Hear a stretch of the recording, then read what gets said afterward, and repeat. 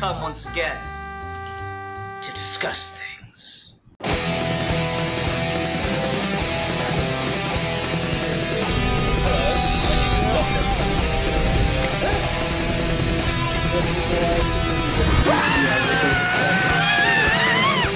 Yep. Well, I'm ready to get started with you guys, right? Yes. I am all ready. Alright. Let's go ahead and do it then. Hi everyone, welcome to another episode of Geeky Gentlemen. I'm Sid Part2. Joining me today is... Deadpoolzilla. And me, I'm the Comics Guy 2099. Hey, how's it going, guys? Doing well. Good. We are all good here. Yes, good. Deadpoolzilla chose our discussion topic tonight, and Deadpoolzilla, what are we discussing tonight? We are discussing the topic of supervillains becoming superheroes, which has been a thing for a long time, but I think, I've always wanted to talk about this subject because it's really hard to write a redemption arc for certain villains. Mm-hmm. And yeah, Harley Quinn killed children. Yeah, and some villains that should never be redeemed. You know, we're going to talk about all the things. Yeah. All right, so I'm trying to think of a good place to start with this one, and I guess the question that immediately comes to my head is, why do you think we do this with characters beyond just it might sell? I think it's always been with some characters, some of them are written in a way that's always been in mind, like with Zuko from Avatar, that was their plan from the get-go with creating that character. Mm-hmm. You also had Vegeta, who I don't know if that was planned or if he was just popular enough to become a hero. No, that was just Toriyama's shtick. He did it with Tien and Piccolo.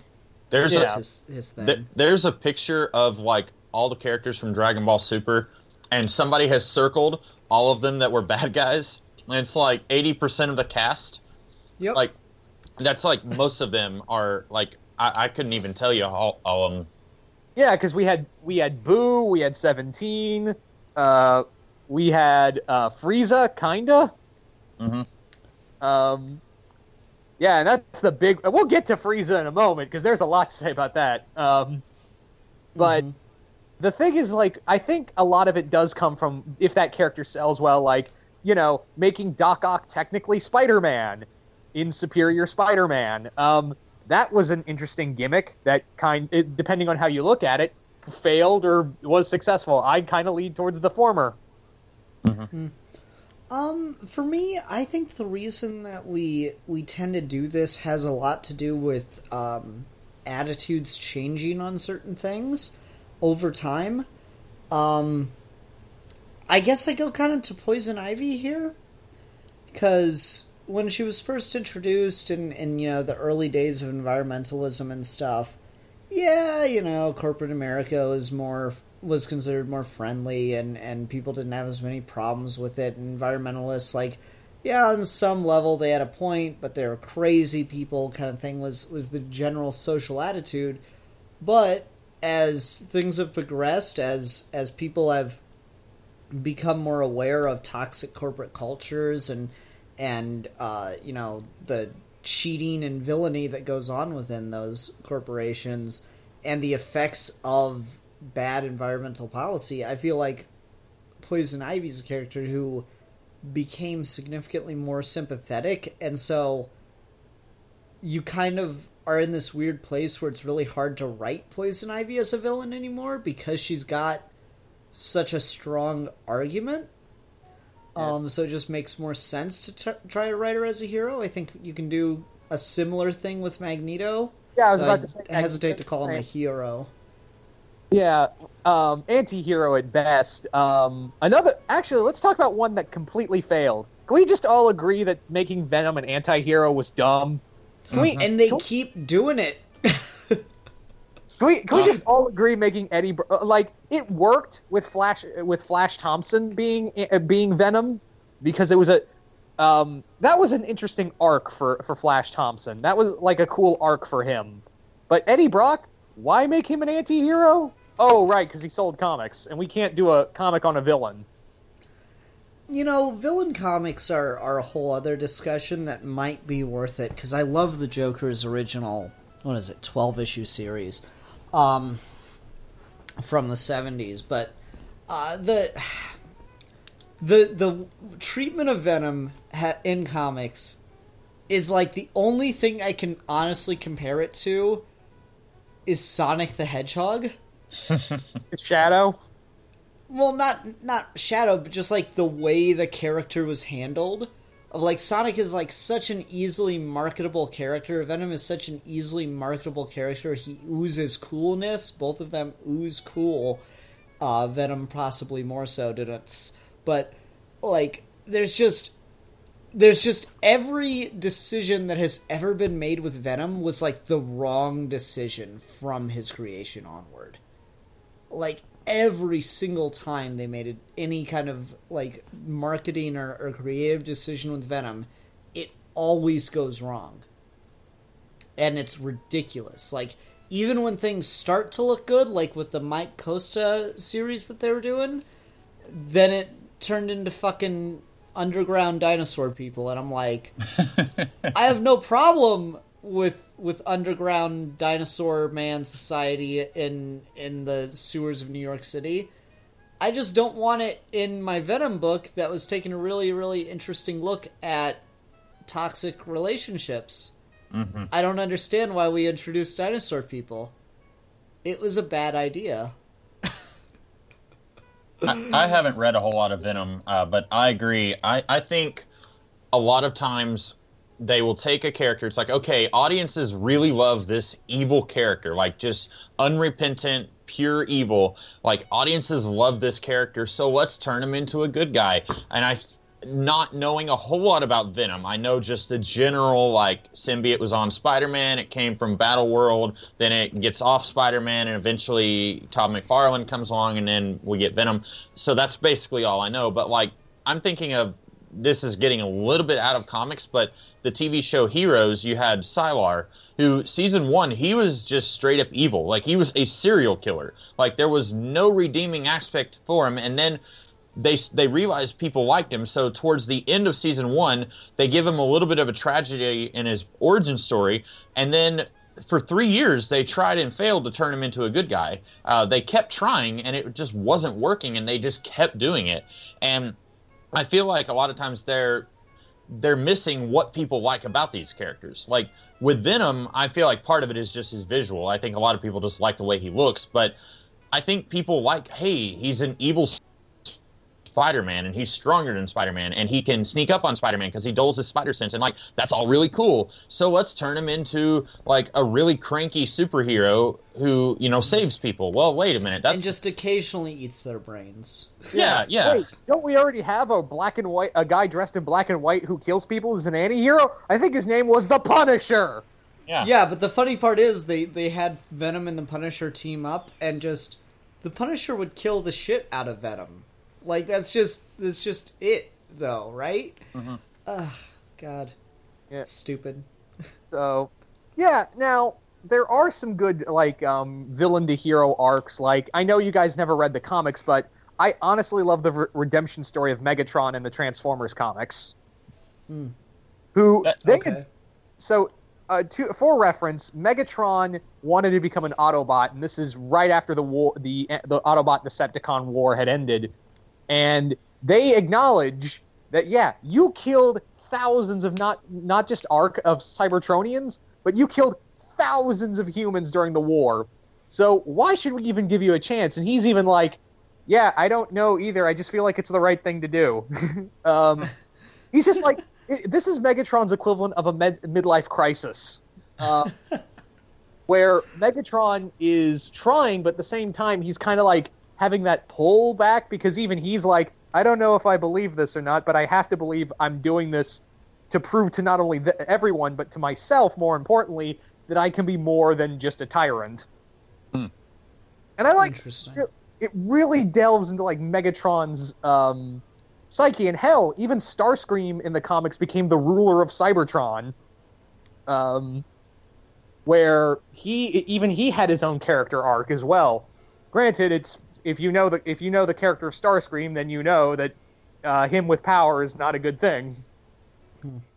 But anyway, so that's kind of my 2 cents, is that you really need to have a good plan for it and not just be like, hey, this character's popular, let's make him suddenly a good guy. It's asinine, really, and this is why I love Gail Simone's Secret Six comic from pre-52. It's very much that these guys aren't really anti-heroes. They still do horrible shit, and they acknowledge that they do horrible shit, but at least they're like open about it. They're not trying to be like, oh, we're doing good things because we want to be good people. No, we're doing good shit just to get a quick dollar on the side, and to pretend for just a moment that we're good people, even though deep down we know we're not. Mm-hmm. Yeah, that's interesting. Can anyone think of, like, the first example of this? Like, the first time we really tried to do this? Anything jump into mind? I would say... Go ahead. Sorry. No, go ahead, Ruben. Ruben, go ahead. I would say in comics, maybe Namor. Yeah, I was about to say Namor. So you guys read more Marvel than I do?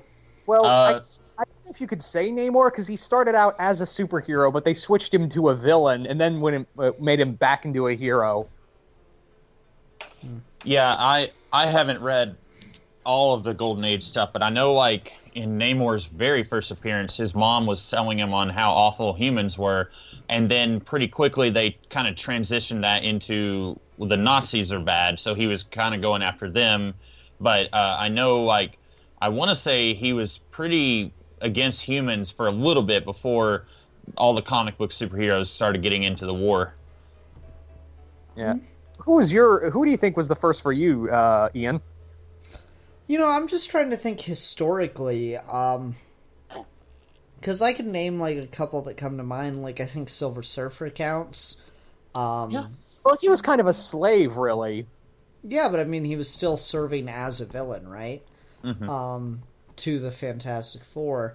But I'm trying to think, like, go back in my head and really try to think of, like, characters that make that turn. I would say, like, for me, another Marvel character would be Songbird. I don't know who that is. She's one of the Thunderbolts. Yeah, she's one of the Thunderbolts, and she started out as a villain called Screaming Mimi, who she eventually transitioned to being a hero and was like, man, I am really good at this. And she even worked with the Thunderbolts and even tried to corral them when Norman Osborn took control of them. And it was a great story arc for her to become the C-class villain to a hero, and it's very gratifying to watch her like this, because you clearly see that she has these moments with other superheroes where she's like, yeah, I get it, I was a bad guy, shut the fuck up, I'm doing this now. Yeah. Really, just that I haven't read a lot of it, but if anyone listening to this is interested in villains turning into heroes and vice versa, read Kurt Busiek's Thunderbolts run from the 90s. It is really good, and they've recently been collecting it again. It's the basic premise, and it's 20 years past, so I think it's okay to spoil it. So the Avengers and the Fantastic Four were presumed dead, and then this new superhero team. Onslaught. Yeah. And so this new superhero team shows up, the Thunderbolts, and then at the end of issue 1, we find out it's the Masters of Evil. Basically, they're pretending to be good guys so that they can get into the Avengers Mansion and get their secrets. And then some of them realize they actually like being good guys. It's a really fascinating character study for all of them. Even like Baron Zemo, who doesn't want to be a good guy. Like it's a really interesting look into all of those characters, I think. And I don't know. I would say that's a modern classic, and very pertinent to what we're talking about here. Fair enough. I don't know. I'm just trying to think of like other characters that do this. And nothing's really coming to my mind. So Deadpoolzilla, you said you wanted to talk more about Frieza. Oh, all right. So, I guess how far have you guys gotten into Super? I haven't watched or read any of it, but you go ahead and talk about it. All right, so Goku brings in Frieza for the Tournament of Power to assist and be part of the team, and Frieza's one condition is, hey, I'm gonna, hey, if I do this, you guys got to bring me back to life. And at the end of it, he actually helps, alongside 17, Goku defeat Jiren, and Whis gives him his body back. And yeah, Frieza's like, oh, we're cool now, for right now.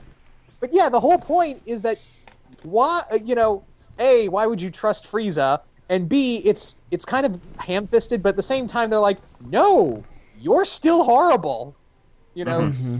Everyone's like, you've committed genocide on a galactic scale. Ignore the bug episode of Dragon Ball Z. No, you're right. That's the line where it starts to get really weird, right? When you think about what a character has done, and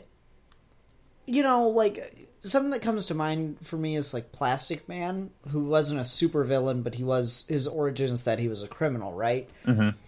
But he stole from some people, and theft and burglary are certainly lower crimes than murder and genocide.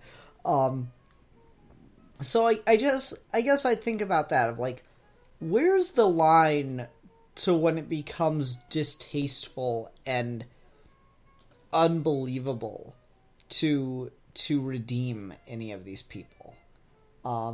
When is it no, they're a bad guy and they know they're a bad guy, and that's just who they're going to be forever?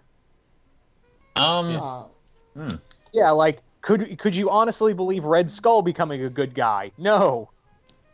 Yeah, exactly. It's the same thing with Frieza. Could you honestly believe him, for a second being good after everything he's done and take great pleasure in it, Mm-hmm. It's impossible to think of. But on the other hand, you look at Magneto, and you can, despite all of what he's done, you can almost see why he's still on the X-Men side even to this day. Mm-hmm. Because he's everything he does is for his people, and you can see why. I think Magneto is kind of like what Ian was saying about Poison Ivy. When he was introduced, really for the first 10 years, he was as evil as the Red Skull or Doctor Doom. He was just a big ball of rage, and he would just throw his henchmen into the wall for failing him. He wasn't a tragic anti-hero. He didn't have any pathos. He was just evil. And then mid-70s, early 80s is when they start giving him backstory. And by that point, I think we were starting to get into this, like you said, he's doing this for his people. He's not doing it.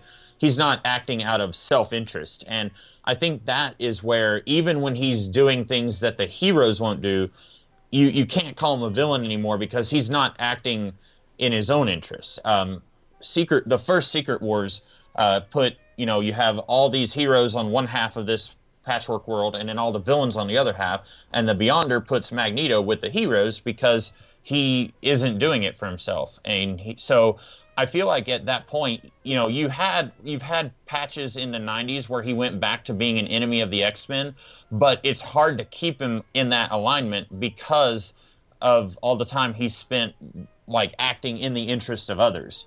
So he really is a lot like Dexter or the Punisher, just with superpowers, at least nowadays. Mm-hmm. Yeah. And hell, he even led the X-Men for a good long time. Mm-hmm. Yeah. That's crazy. I didn't know that. Well, he was the headmaster of the school.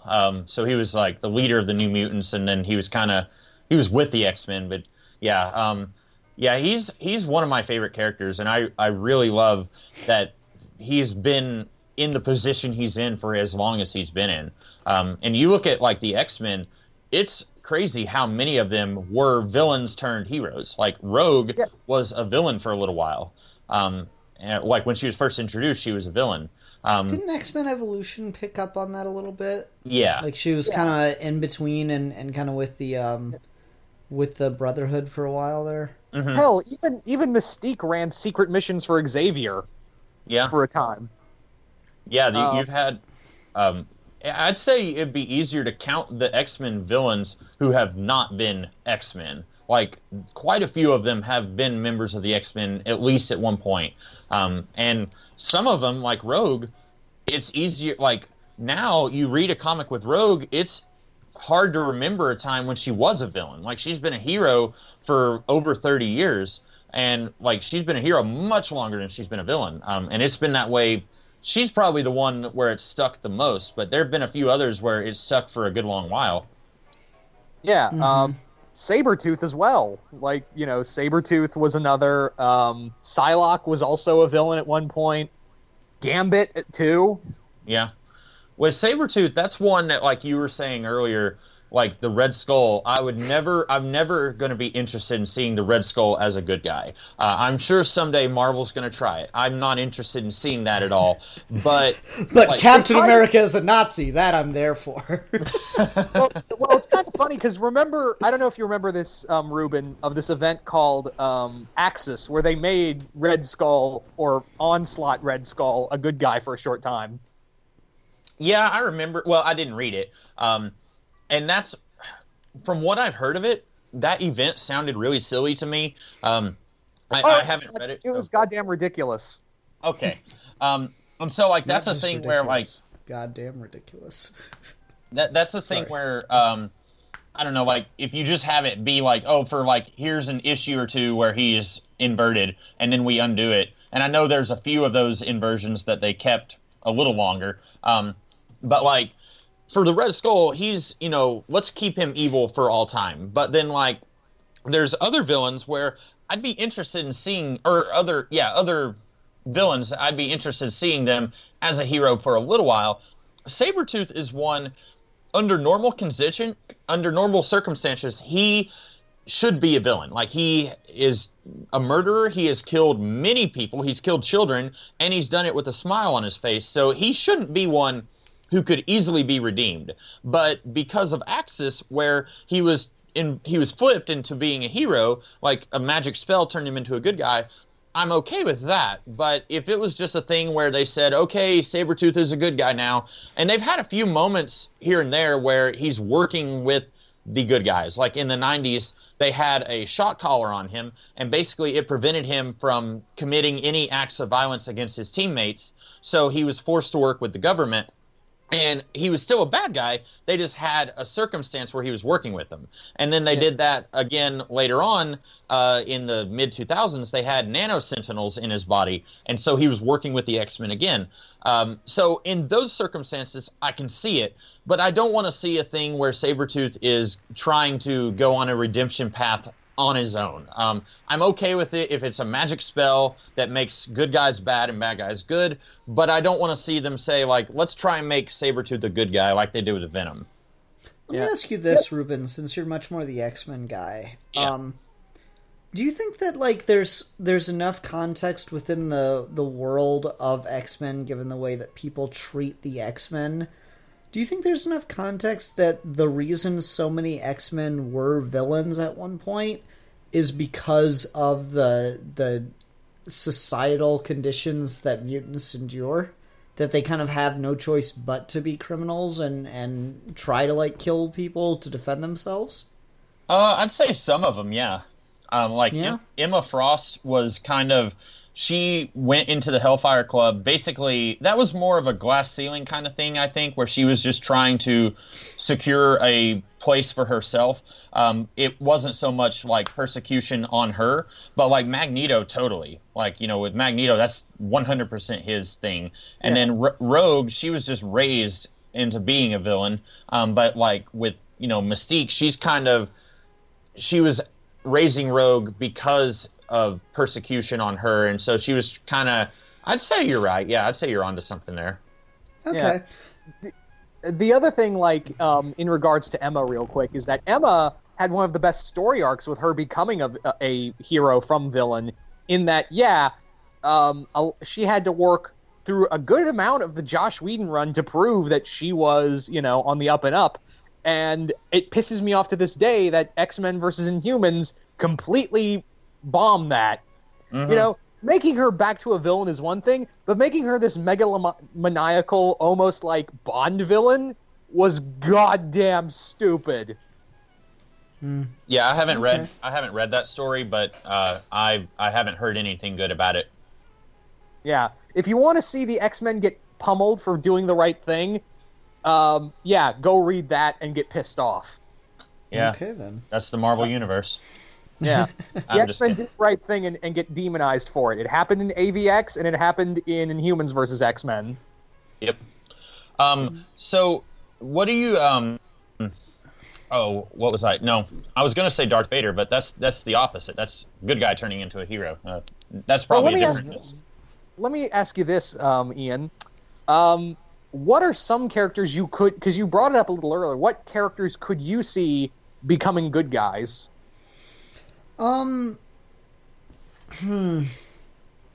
Well, I think it's interesting when they do it sometimes. I was kind of on board for the Clayface thing at the beginning of Rebirth, but then I just didn't have any interest in the way that was being written.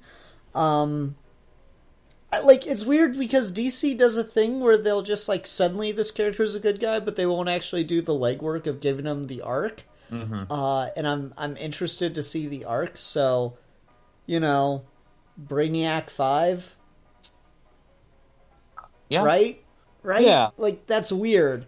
And then, I feel the same thing really happened with Harley Quinn. She just kind of, overnight was on the good guys' side of things. I'm like, okay, but, what happened there?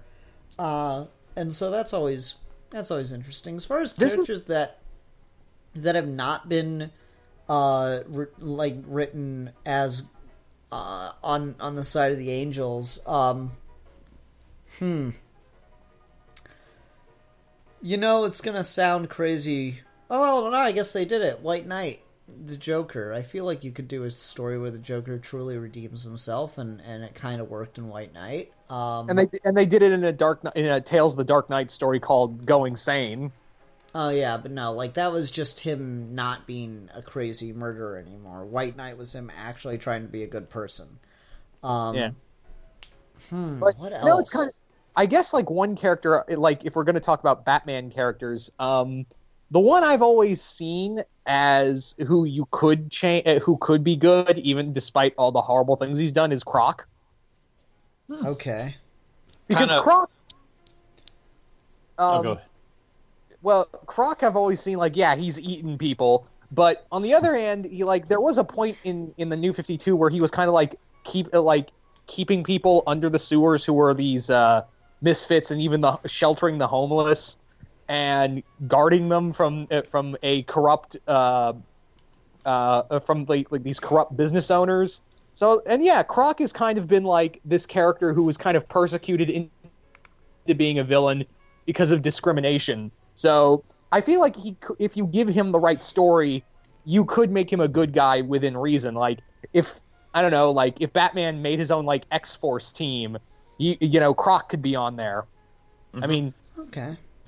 Yeah, that's I didn't know about any of that, but when you mentioned Croc, immediately what came into my mind was if he had a underground society that he was protecting, that would be how I would imagine it.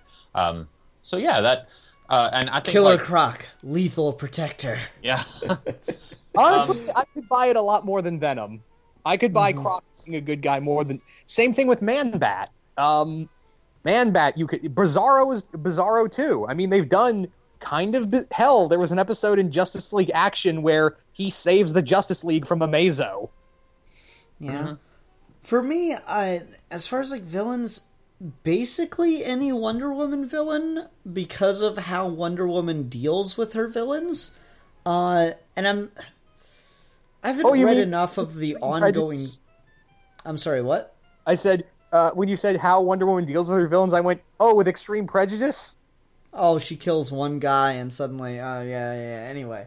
No, but I remember there was a comic, and forgive me for forgetting the issue, where Wonder Woman confronts Batman. She says, yeah, there's a reason that your villains are in an asylum and mine aren't.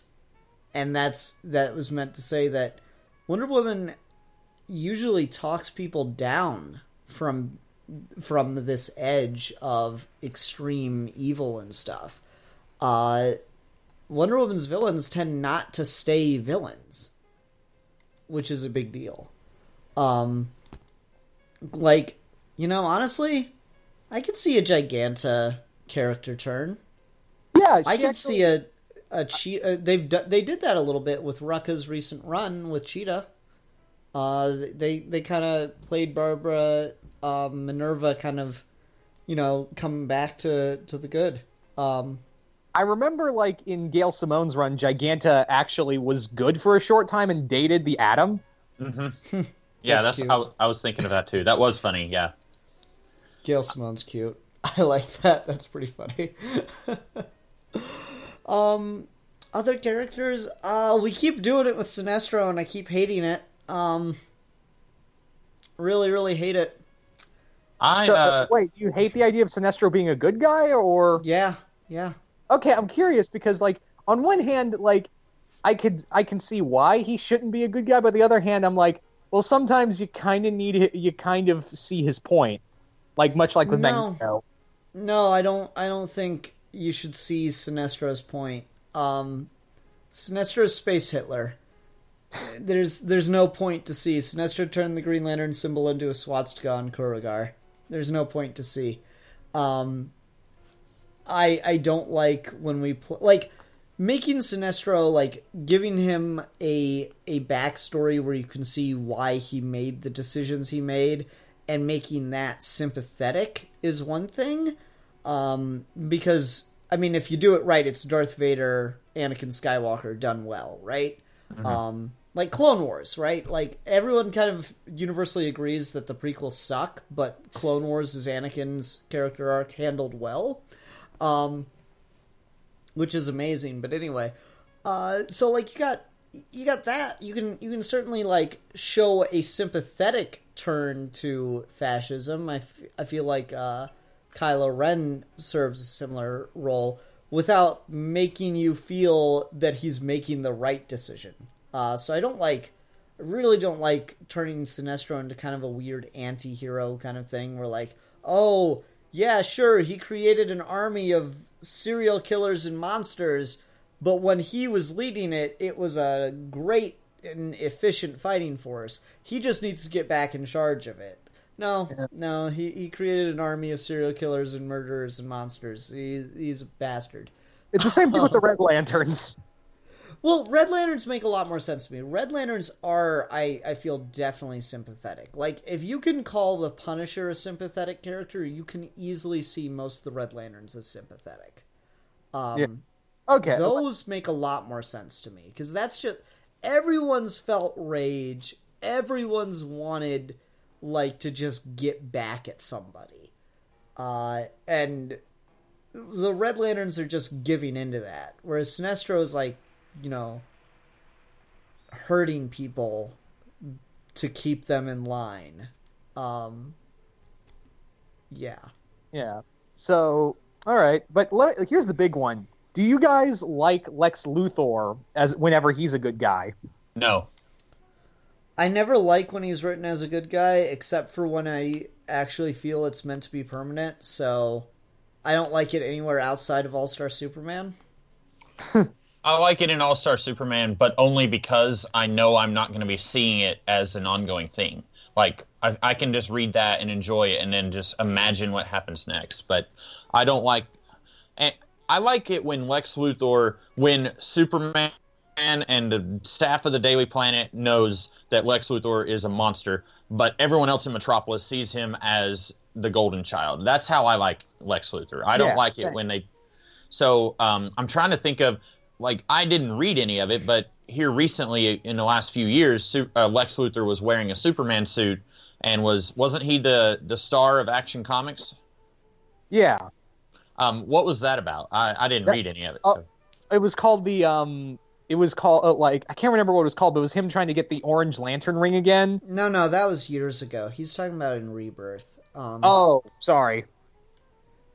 No, that was a whole thing. I didn't read all of it, but I know the general premise, and yeah, it was like Lex Luthor trying to prove that he'd reformed and all this stuff, and it was a bad idea. So, I guess like the other thing, what we've been talking about is that Marvel kind of does the whole redemption thing, and it's usually sticks for the most part. DC does it for like a short time and then it bounces back. Yeah. Yeah, that's a good point. Because the Silver Surfer, his origin is that he was a villain and now he's redeeming himself. Whereas, like, all these other characters in DC just kind of flip back and forth a lot. Like, again, Harley Quinn, I really don't know if she's going to be a hero, anti-hero, or bad guy, depending on the writer, you know? Yeah. You had mentioned, Ian, like, what point can we say, no, this villain should not be redeemed? And you mentioned Kylo Ren just a little bit ago, and I feel like that's one where a lot of people, I've been seeing people, it seems like to this day, 6 months later, Last Jedi is still trending, but people are saying, like, they think that Kylo Ren should still be redeemed. And me, I don't want to see that, only because... No, I don't want it either. Well, like, my thing is, I was seeing people, like, I was watching an old video where someone was talking about their expectations for The Last Jedi, and they were saying if Kylo Ren doesn't redeem himself, then that makes Han Solo's death meaningless. And my thing is, if you redeem Kylo Ren, that's basically a rehash of the Darth Vader arc, where he was a bad guy, and then he redeemed himself at the very end, and then he died. And I don't want to see them redo stuff from the original trilogy. I feel like the difference between Kylo Ren and Darth Vader is that Darth Vader did a lot of bad stuff. We are told that he hunted down the Jedi and exterminated them. The difference is we didn't get to fall in love with the Jedi, and we didn't get to see him kill them until years and years later. With Kylo Ren, we knew Han Solo, and we had loved him for 30-something years, and then he kills Han Solo. So I feel like that is more unforgivable because he's killing a character everyone loves. And so for me, as soon as that happened, I was like, okay, he cannot be redeemed. And if they do, it's going to feel sloppy. And maybe they'll try it, but I think it'll feel sloppy if they do. Yeah, and the other thing with I don't want Kylo redeemed either. In fact, there was a point where I was like, "Don't do it! Don't you fucking do it!" And then it was like, I actually sighed a breath of relief when he turns the lightsaber towards his true enemy. No, what I'm saying is when he started looking at like Snoke's throne, and he has that look of, "Oh, I want to sit in that." I went, "Oh, he's not going good." Okay. Mm-hmm. Yeah, because the whole point that J.J. Abrams brought up with Kylo was that, yeah, he's kind of a figure for neo-Nazism. Mm-hmm. Yeah. So the Kylo Ren thing is really interesting because he's this really conflicted and complex character in the best possible way, and the thing with Kylo Ren is just he really wants to be Darth Vader, and he's just not. And he knows he's not. Yeah, and like the thing is, that's what makes him better. Like here's the thing that no one I feel talks about in Last Jedi. So he wants to be Darth Vader, and he's just not. He's actually better. Like everyone's, oh, Kylo Ren's so lame. He's not as cool as Darth Vader. No, you're right. He's cooler. He's the guy that actually killed his master and took control of the Empire. Yeah. Yeah, like I guess surpassed Darth Vader. I guess we'll have to wait and see what they do with that in the next movie. Yeah, but I'm just saying, like they've kind of he's exceeded Vader in like the cool stats. If you want to like talk in that really odd area, but like he's surpassed him. Mm-hmm. And that's really really fascinating. And again, yeah, I'm with you, Ruben. I really don't want to see Kylo redeemed, and I'm of two minds on whether or not I think they will, and whether or not I think they can justify it in Episode 9. That being said, the fourth trilogy is going to have Kylo in like the lead hero redemption kind of role. Like, he doesn't redeem himself at the end. Rey just decides not to kill him. And then, like, the next 3 movies focus on Rey trying to bring him back. That could be really interesting. Yeah. I don't know. It could be, well, we already had that a thing. We already had that with Last Jedi, and it didn't work. Like, well, no, I'm like saying she defeats him and then, like, kind of keeps him on like an island where he can't get away and tries to like methodically bring him back, as opposed to like that big, crowning moment kind of thing. That could maybe work, but it's up in the air. Are there can you guys think of any villains turned heroes that you didn't think would work and then they won you over? That is a good question. You got anything off the top of your head, Ruben? Well, talking about X-Men earlier, the Juggernaut for a little while was an X-Man, and in theory that shouldn't work because he's always been a bad guy, but if you look at a lot of his appearances in the 80s, he's bad, but he's not evil. Like there are at least 2 appearances I can think of in the 80s where he's just hanging out, minding his own business, and the X-Men see him, and it's like, oh crap, there's the Juggernaut, let's go fight him. And then they fight him for an entire issue, and then he says, hey, I was just minding my own business, and you guys came over here and started trying to fight me. Like, I'm cool, just leave me alone. And so by the time you get to the early 2000s, when he was a member of the X-Men for a little while, they turned him into, like, he was a jerk and he was a bully, but he was also bullied himself. And I think there's some interesting character work to be done there. Like, I knew a guy that I went to elementary school with, and I wouldn't say he was a bully, but he was never especially nice to me. And then years later, I saw him at college, and he was like, hey, I'm sorry that I was that way. And, like, he was just, really nice at that. And, like, he was saying that he basically felt like he had been bullied, and so he kind of tried to take it out on other people. And so I think you could apply that to Juggernaut. And so they were explaining why he was such a jerk to Professor X when they were kids, saying that, well, his father beat him, and so he took it out on Charles. And so by the time he's an adult, he kind of becomes this mentor figure to one of the students there.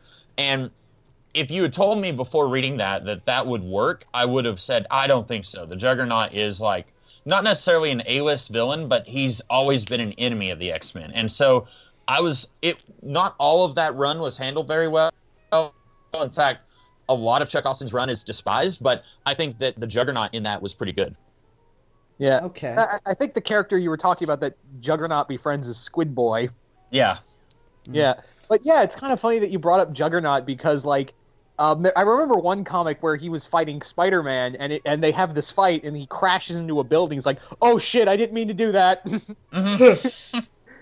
And also, there was also a story arc in Amazing X-Men where he actually goes to find the power of Sidorak again, and he wants to use it on the sole ground of, I just want to avenge Charles Xavier, because this is right after Cyclops killed him with Dark Phoenix power. And he's like, look, I just, I will gladly turn over the power. Just give me a moment to kill Cyclops. That's all I'm asking. I guess when I'm thinking about, like, times where it worked, and I don't know if, like, I was skeptical about it, but it worked in a way I wouldn't have expected it to, would be to go back to Green Lantern and say the Star Sapphires. The Star Sapphire was just like a kind of power mad kind of villain in the old Green Lantern comics, and then when Johns came around and started building all the different colored cores, making the Star Sapphire as opposed to just one avatar at a time, to make it into a whole core that functioned, independently alongside. I don't know, I thought it was kind of interesting, and it ended up, like, kind of embodying itself in a couple of characters, like, Fatality was a Jon Stewart villain character for a long time, that hated him for blowing up her home planet, I believe, if I'm remembering the lore correctly. Yeah. And the Star Sapphires captured her in their, like, little crystal prison things. Crystal.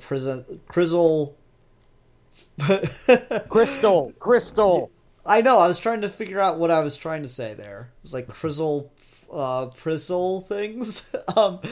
Crystal prison things. They ended up catching Fatality in the crystal prisons, and, like, the whole point of that was it would literally fill you with love for not only the person that you love, but the love for the universe, and that would make you want to fight and protect the universe, which was a really weird turn. And so she ended up becoming, a good gal. And she had beforehand been a merciless bounty hunter. And that's kind of interesting. And let's not forget the Indigo Tribe, which is technically a whole core of redeemed villains. That is a great point, and everybody forgets that shit. You'll constantly see, fan art or whatever of putting, other characters from different, franchises into Lantern Corps outfits, and they always pick the wrong people for the Indigo Tribe. And the designs are cool. I remember I saw Roni Kenshin in Indigo Tribe once, and I could see, if you don't understand what the Corps does, why you'd think that. But no, it's all about the people who are the most irredeemable. So honestly, Palpatine would make sense in the Indigo Tribe. Or Frieza for that matter. So that's the interesting way to put things, definitely. It's you were mentioning fatality, and before you said that she becomes a bounty hunter, I was thinking there's a character who I was thinking she would be along the lines of Magneto, or the Punisher. She's merciless, but she lost her planet, so she has a right to be a little upset.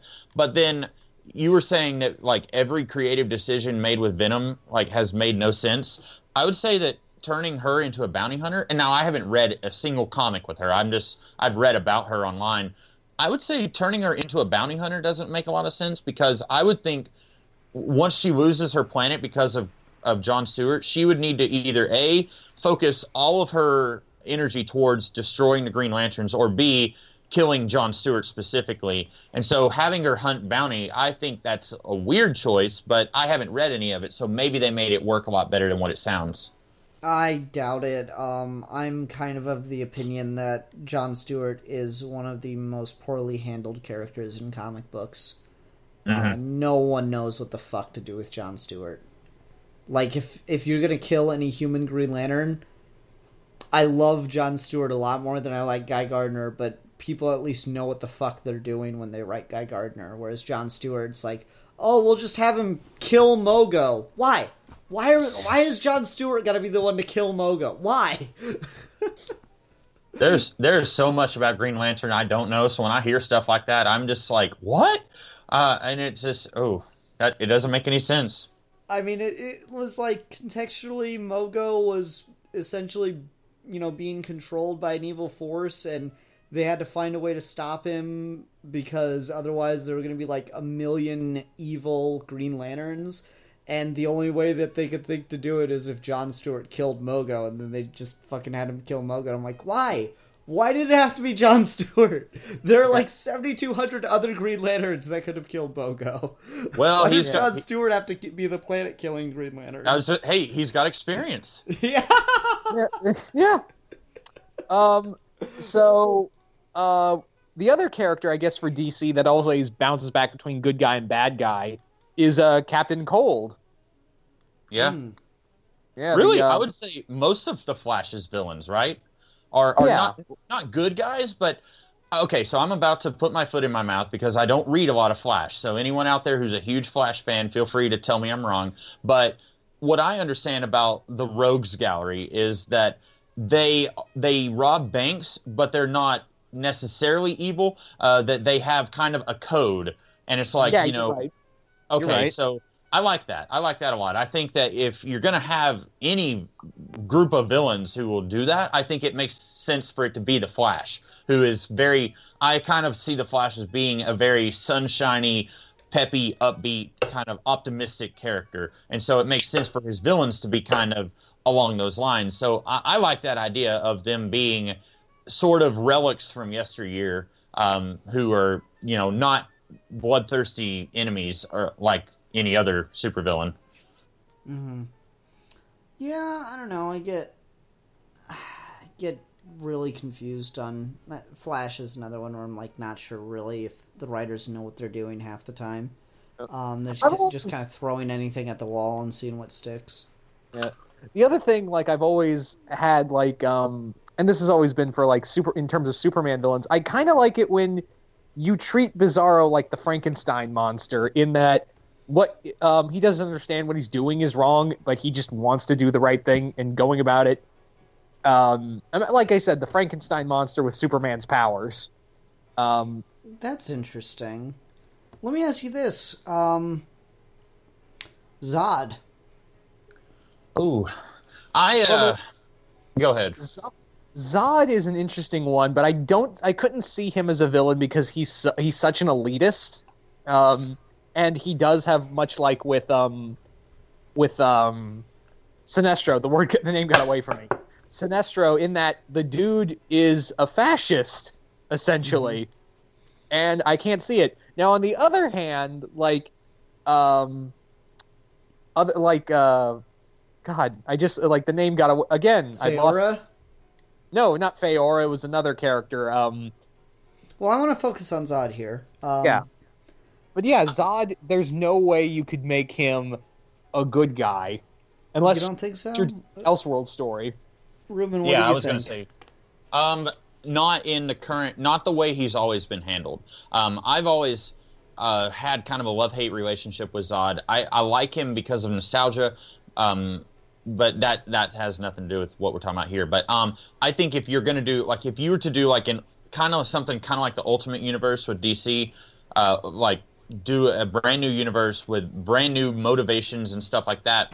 Like if they were still doing the Earth 1 books for Superman, I don't know if they're going to do like Superman Earth 1 Volume 4, but if they did, I think you could do like Zod, but you would have to really reinvent him from the ground up to make him... You know that he was already in the Earth 1 books, right? I did not know that. I only read Volume 1. I didn't care for Volume 1, so I didn't keep going with those. That's cool. Was he the one who hired that guy who looked like the Crow? No. Okay. I don't think so, at least. Anyway, here's my argument for why I think Zod, unlike Sinestro, can be redeemed. All right? And it's because Superman, I feel, would do everything in his power to keep another Kryptonian around. Mm-hmm. That's the thing for me. I really feel like Superman would make a monumental effort to try to redeem Zod, or frankly anyone trapped in the Phantom Zone. And I think it's weird. Have we done that? Has Superman ever truly redeemed anyone from the Phantom Zone? Well, there was like a time during the New Krypton arc, right before the New 52 started, with him working with Zod to protect Kandor after he saved it from Brainiac. Yeah. I don't know. It seems like worked out. Yeah, it seems like if Superman was going to try anything, like, it would seem like he'd try to save Zod. And, like, you know, it's hard not to talk about Man of Steel, wherein they put Superman in a situation where all he could do was kill Zod, and everyone, like, rightly so, was kind of arguing about whether or not he could have saved him or could have, you know, convinced him not to do it or anything like that. And I think that truly the way Zod was written in that movie, there was no redemption, but the idea of redeeming Zod, I find, would be more interesting for Superman's character than for Zod's, but ultimately for both of them. Because, Ruben, you and I believe, talked about this. Mm-hmm. Zod's really interesting, but he only has one story. Yeah. Yeah. And when we talked about, you and Steve talked about the prison industrial complex and superhero stories, that was something that really kind of struck a chord, not struck a chord, kind of opened my eyes about the Phantom Zone, is that there should be a story where Superman is like sending telepathic signals into the Phantom Zone, like trying to educate and instruct the Phantom Zone criminals. Like, Superman, more than anyone else, should be trying to rehabilitate his enemies.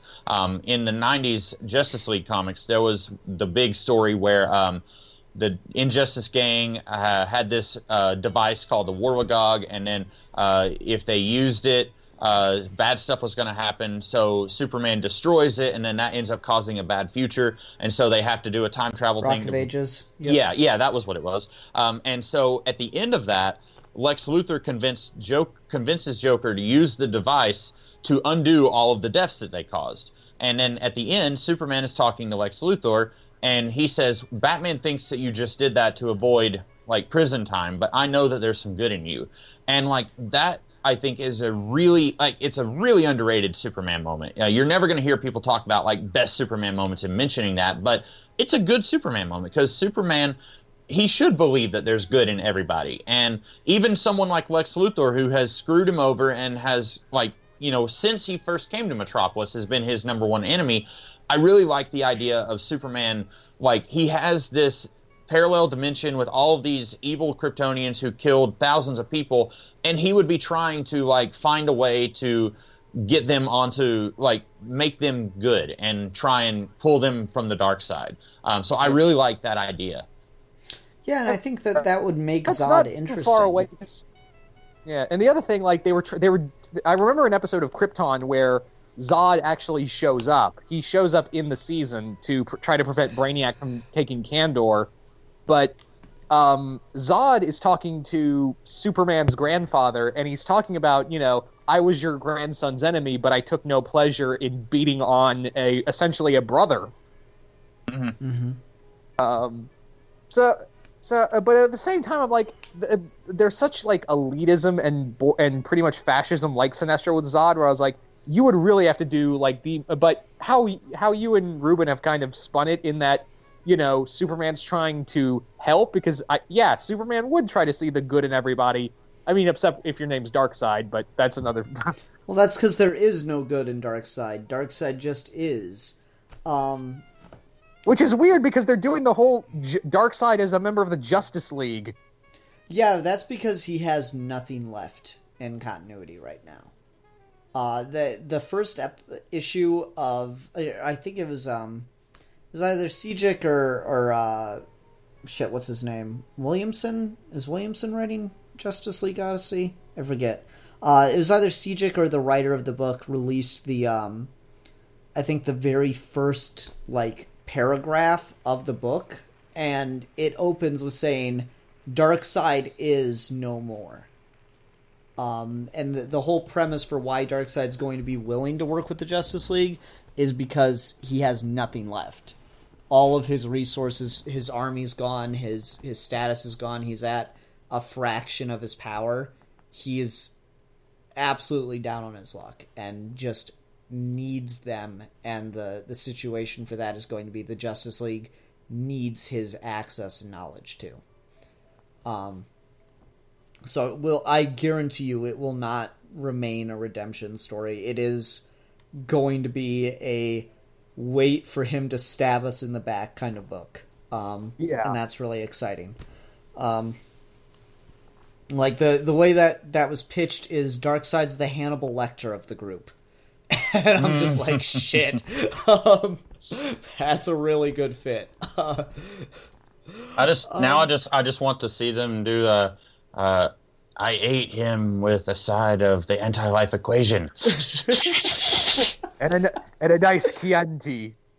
Yeah. Well, it's really weird. You guys haven't been. I don't know if either of you have been reading Mr. Miracle, but like there was a whole thing in the most recent issue where they're just at a table on Apocalypse, and you just get like a wide shot, and you see that holding up the table are just a bunch of like apocalyptic slave people.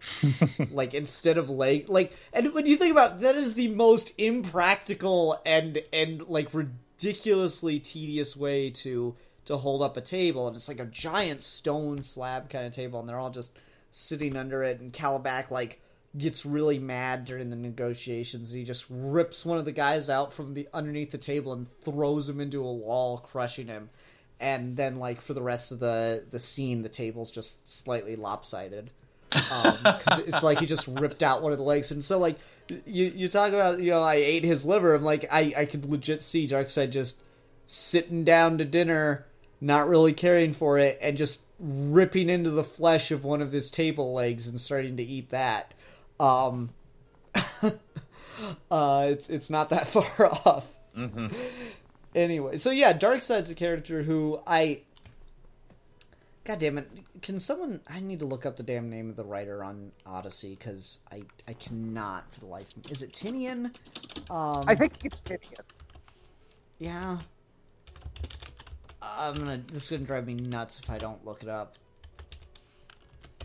Justice League Odyssey #1 will be written Joshua by Williamson. Okay, it is Williamson. All right.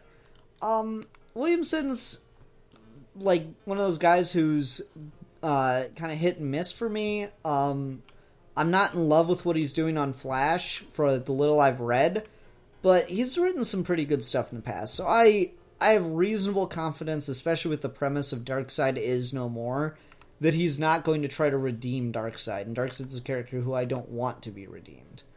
I have no problem. Like that's an interesting little subroute. The distinction between a villain becoming a hero and a longer stretch wherein the heroes are willing to work with their villain.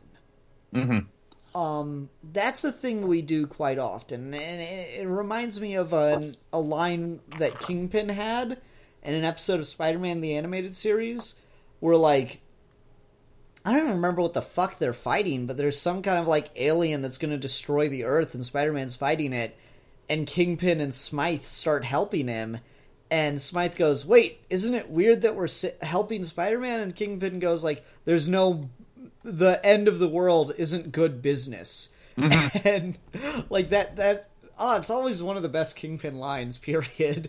I think I agree with you. Anytime, like, there's a difference in a temporary alliance where it makes sense for the villains to work with the heroes, and like they're trying to be like you mentioned Axis earlier, Deadpoolzilla, and like that's one where I haven't read the main event, but in the tie-ins, like in the Magneto series, there's an entire issue where Magneto is going around recruiting all these villains, and he's basically telling each of them why it's a good idea for them to help him fight Onslaught. And so I feel like that's one of those things where no matter who the villain is, unless they're just like the Joker, I could see him like actually laughing in the face of the world about to be destroyed. But like most other villains are going to be like, it's actually one of my favorite Joker quotes, to be honest with you. Let's see if I can remember it. It's not like something he says directly. It's something he wrote down because he was given a psych evaluation test where he has to answer questions. And one of the questions is, finish this sentence. In my dream, ... And he goes, in my dream, there's been a terrible, awful tragedy. The entire world is engulfed in darkness and hopelessness and chaos.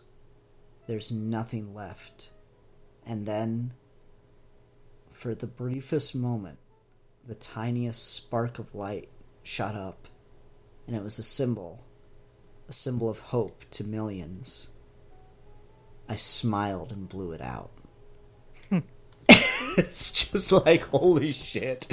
That is one of the darkest... Like, the story that's in sucks balls, but my god, is one of the best Joker lines ever.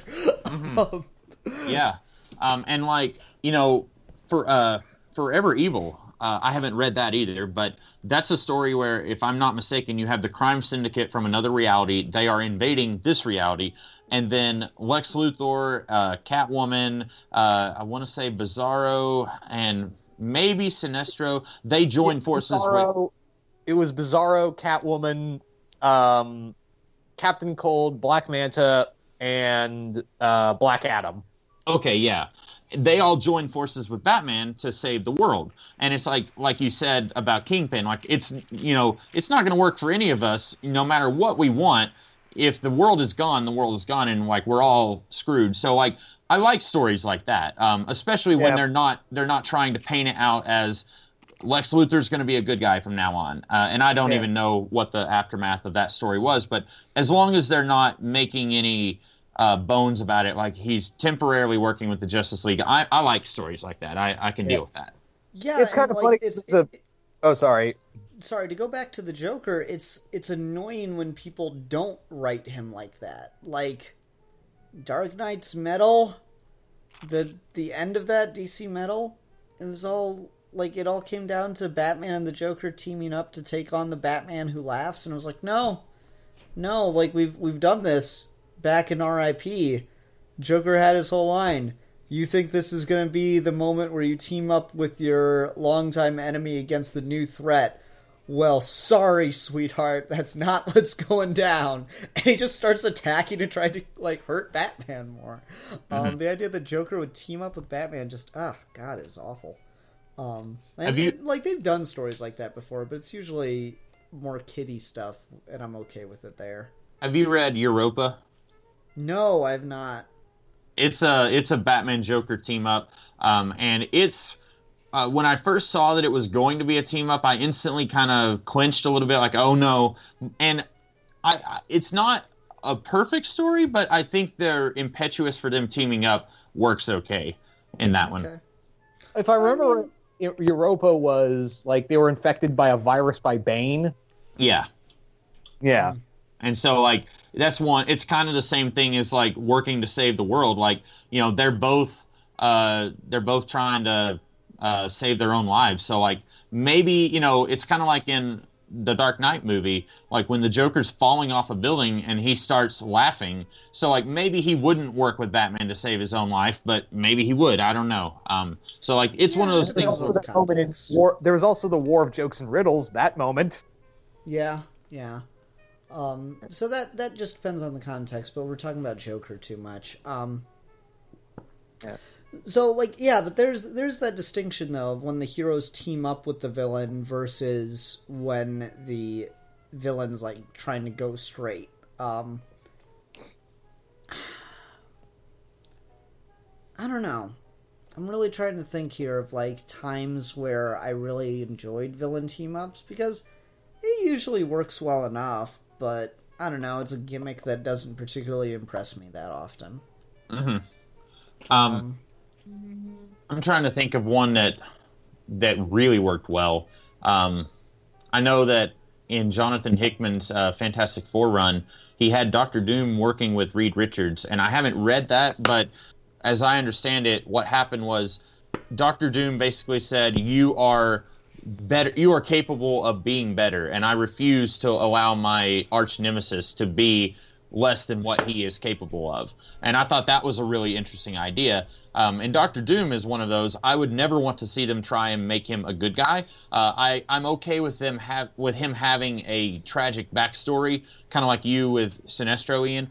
But I don't want them to ever try and have him be a good guy. And I guess, you know, maybe because the name Dr. Doom doesn't scream Avenger.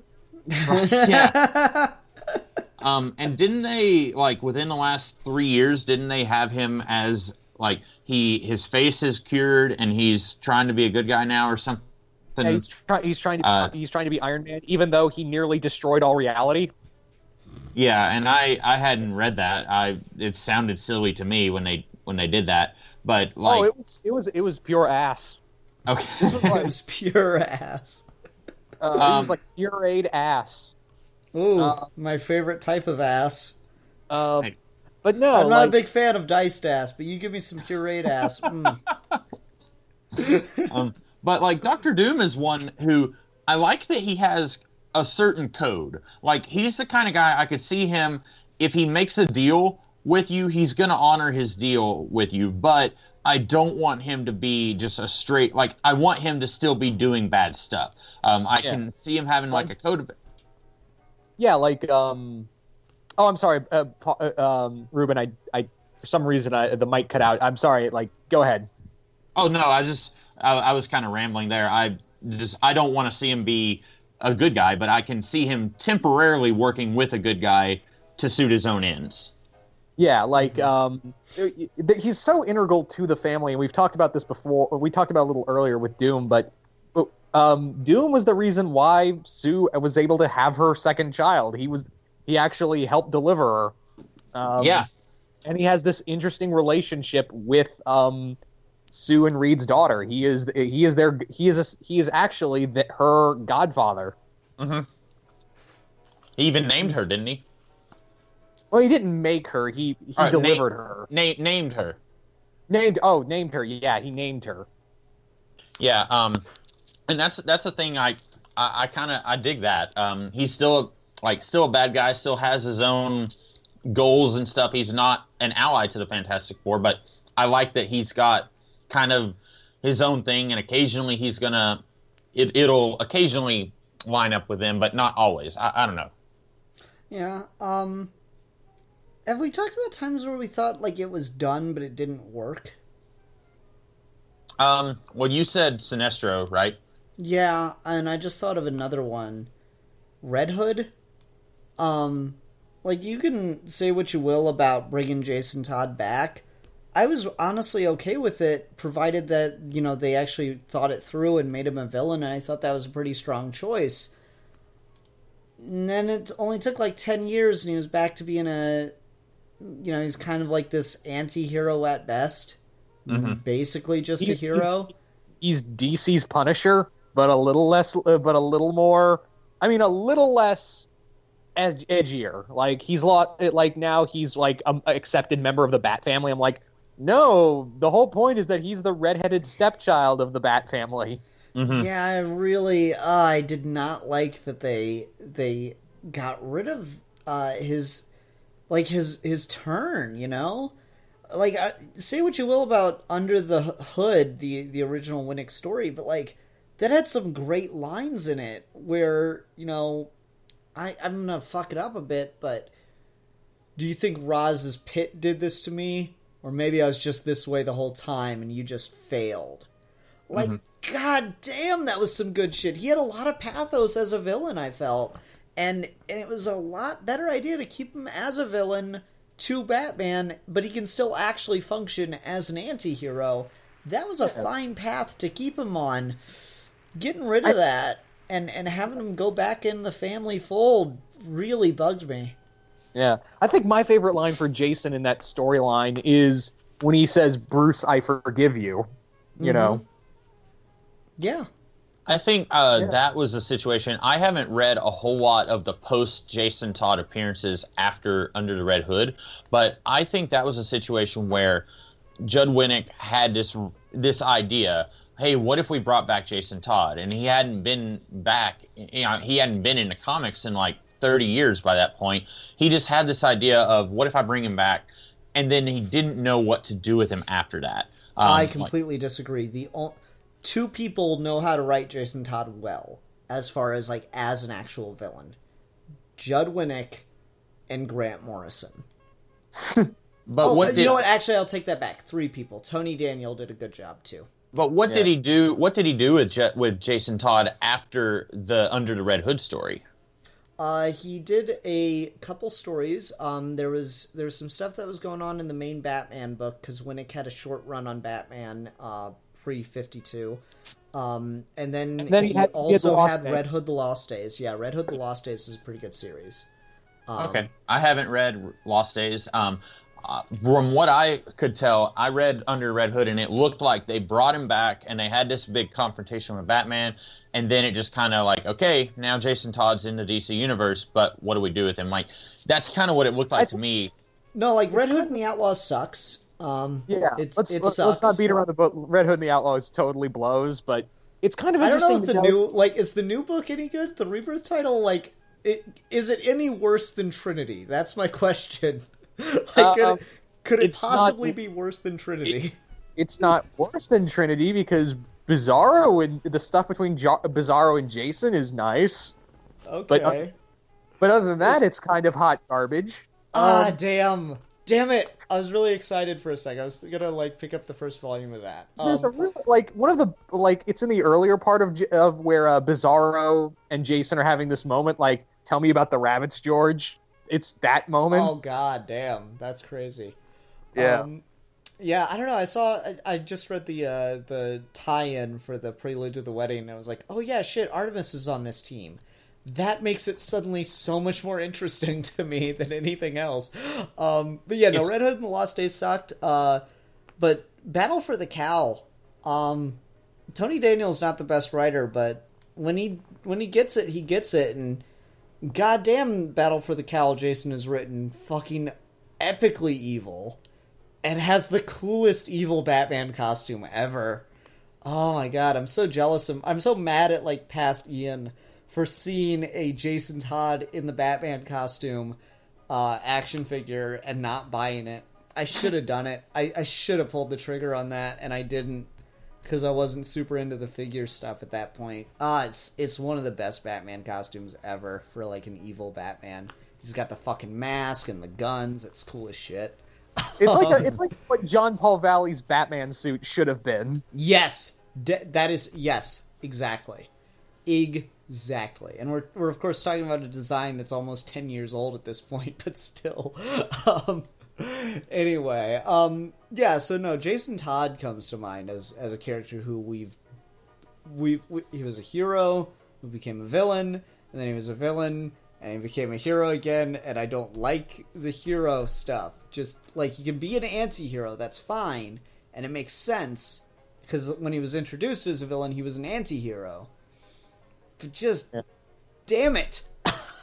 Yeah, like... You can't be in the Bat family.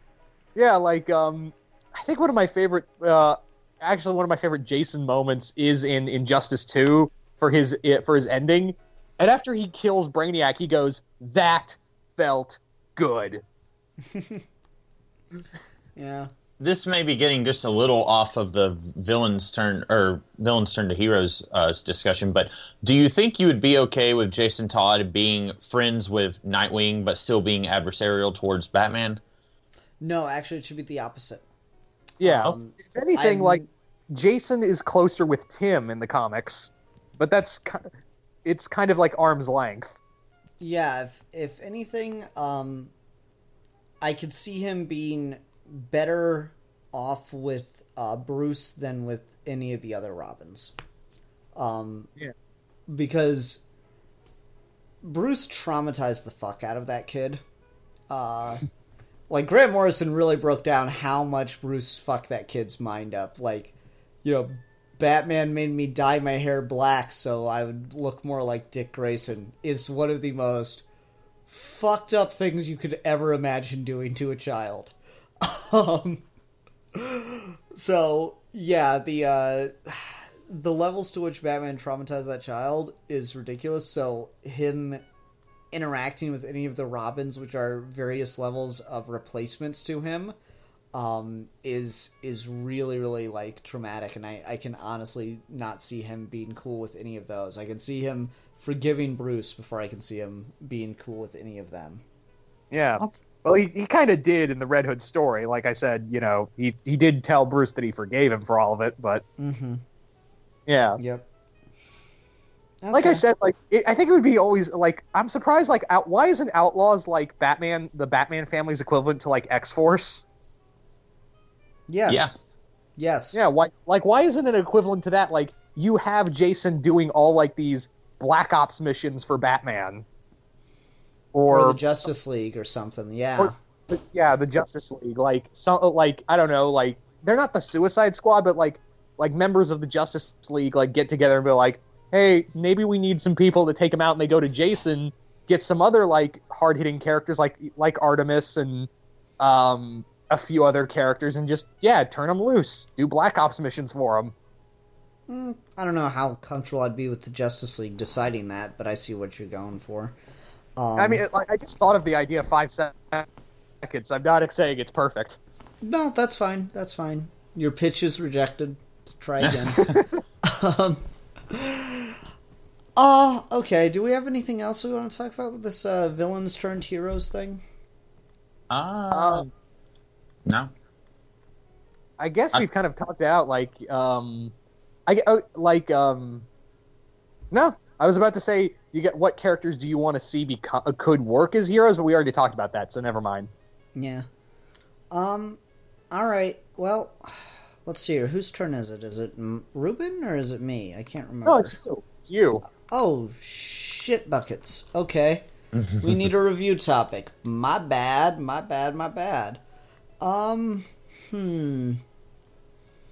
Well, shit. I feel stupid now. I don't know what I want to review.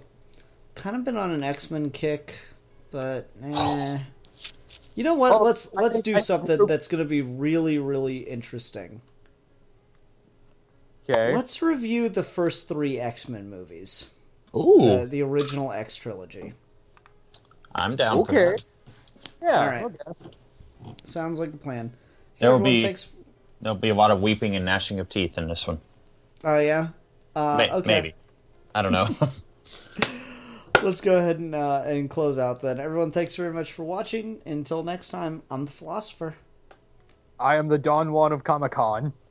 And I'm the Comics Kid 2099. And we are your geeky gentlemen. And we will be discussing things.